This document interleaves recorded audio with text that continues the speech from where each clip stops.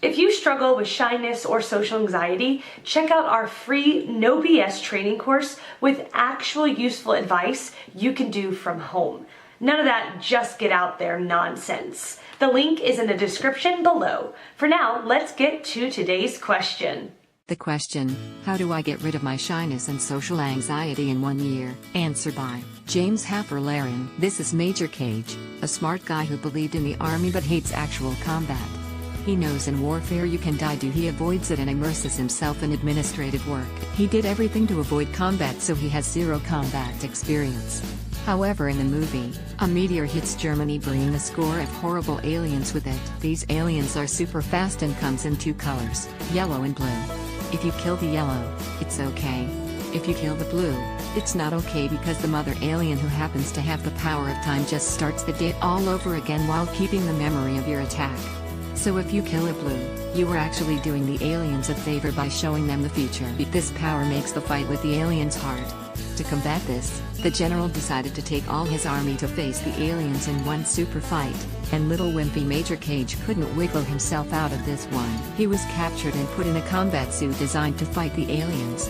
See the horror in his face. Because he had no combat experience, he died a few minutes after landing into the war zone, but not after he accidentally killed the blue alien and got infected with its blood. So he didn't die but went back instead to a day before that instead. The blood gave him the power of the blue alien and can't be killed anymore. So what happens is that each time he is murdered by the aliens, he goes back to the day before that.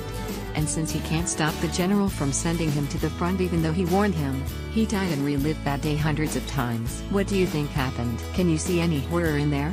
You bet not. Because the more he relived the day, the more he realized he had nothing to fear and got really good at killing the aliens. He learned their patterns, where they would be, and if they killed him, all he had to do was anticipate them tomorrow. He knew if he died, it's a favor not a sentence. And he could just come back tomorrow to kill the alien once again. Cage's story might seem totally unrelated to social anxiety and shyness, but that is where you would be wrong. We actually have more in common with him than you think. We are all like Cage, and every stranger around us are like those yellow aliens. We are so afraid to get into contact with them, Warzone, so we don't get rejected or look awkward, get killed. However, the fact is we are all infected with the blue. We won't die from the rejection. Rejection and awkwardness is actually a painful favor.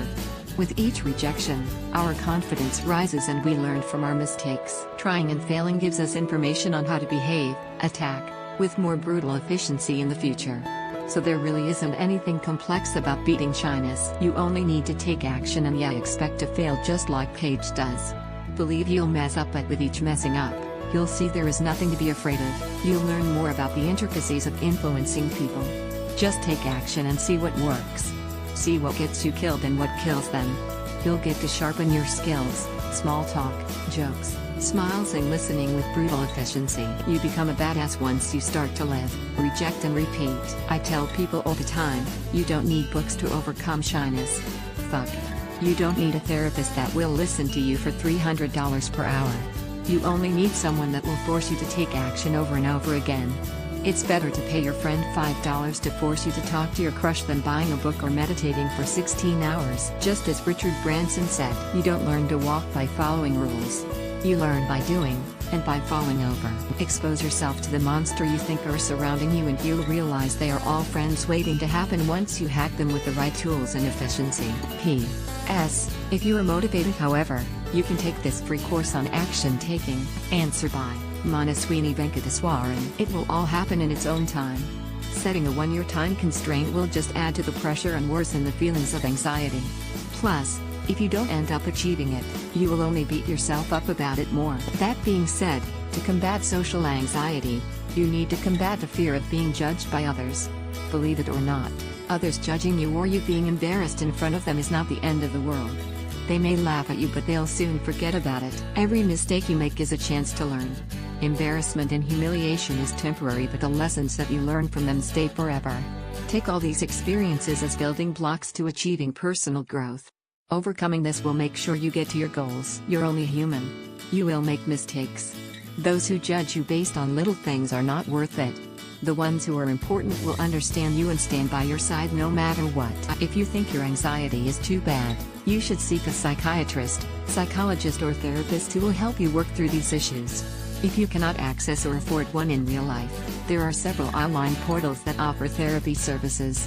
One such portal that offers affordable therapy is Online Counseling by the Best Psychologists, Therapy for Depression and Anxiety. Answer by Sandra Jones. Don't set a deadline in stone. Rather, set milestones you can achieve that keep you moving toward that goal. Set a goal to talk to one new person every day for 1 month. It may be just saying hello on the street. It might be asking a question of a shopkeeper. Just keep doing it. Listen to some TED Talks on stage brighten how to overcome fears, or listen to podcasts or read a book. Then take 3 pieces of advice that make sense to you and build those into your second month schedule. Now create a small speech entitled Who I Am. It's called an elevator speech.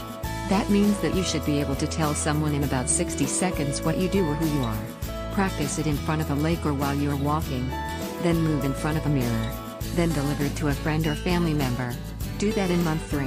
In months 46, start asking questions that are more in-depth and that require a conversation using your listening skills. Pick up 3 more pieces of advice that make sense to you and add those to your game plan. In the last 6 months, keep doing what you are doing but continue to look for opportunities to speak. Be the one to introduce people to each other. Be the one to start a conversation at dinner or an event. The practice is absolutely the best cure for this situation.